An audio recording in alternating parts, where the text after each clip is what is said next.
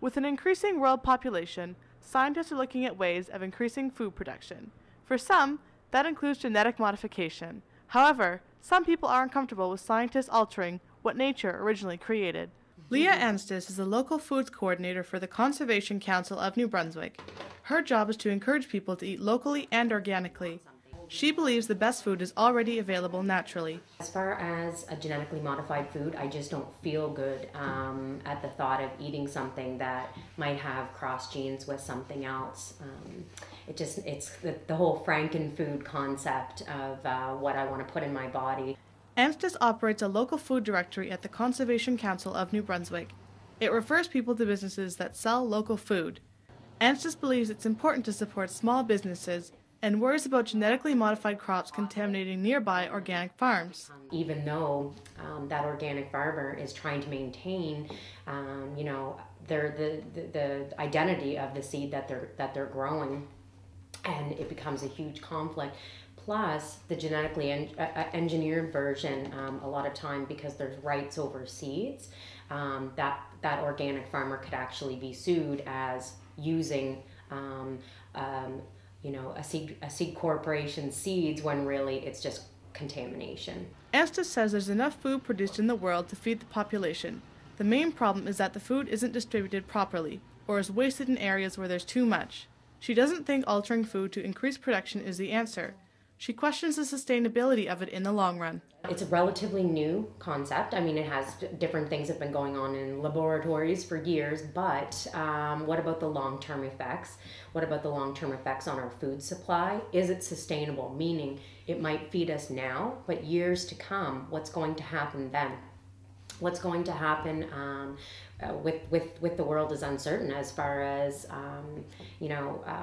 gas prices, oil prices, all of these affect different things, which can really affect different food supplies getting to where they need to go. So, I mean, to me, it makes sense to get back to our roots, farm organically, get back to the basics, use basic seeds and seed-saving principles, and it just not to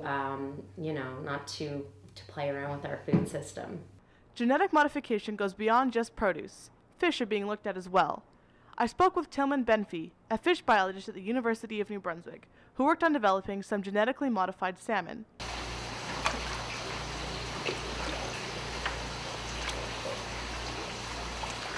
Benfey's main role in the project was making sure the fish were sterile, using a special machine to treat the eggs.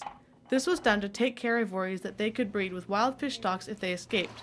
Sterile fish also produce better quality meat. It's a very simple genetic manipulation. So we make fish that are triploid. They have 3 sets of chromosomes. Okay. And we do that by subjecting the eggs to high pressure treatment right after fertilization. So they retain a set of chromosomes that would normally be lost right after fertilization.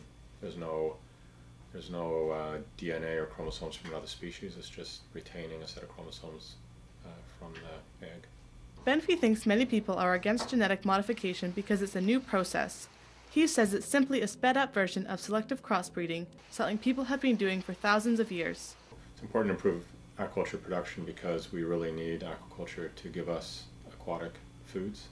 We've overharvested pretty much all of the wild fisheries, and we have a growing human population and a wealthier human population, so there's growing demand for seafood, and the ocean simply can't provide that anymore.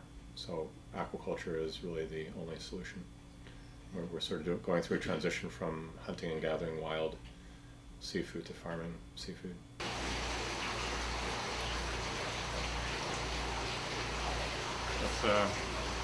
That's a male, we can tell by the coloration. What's getting all the press now is genetically modified fish that grows faster than normal fish. And they do that because they have they're Atlantic salmon that have a gene from a different species of salmon in them, and also a gene from another different species of fish that promotes the continuous production of that growth hormone gene from another salmon species. So those are what we call genetically modified fish. While these fish are not being sold in stores, many processed foods that have been altered are. Katrin McPhee thinks there's a lack of information available to the public about these new foods. Well, it just seems like it's an entirely different scale and that these foods are being introduced at a really rapid level without consumer awareness. And I suppose it seems just like the science isn't being regulated as it maybe should be. I think that's why a lot of countries like France have banned GMOs, because there's concern about just the unknown effects that the technology might have.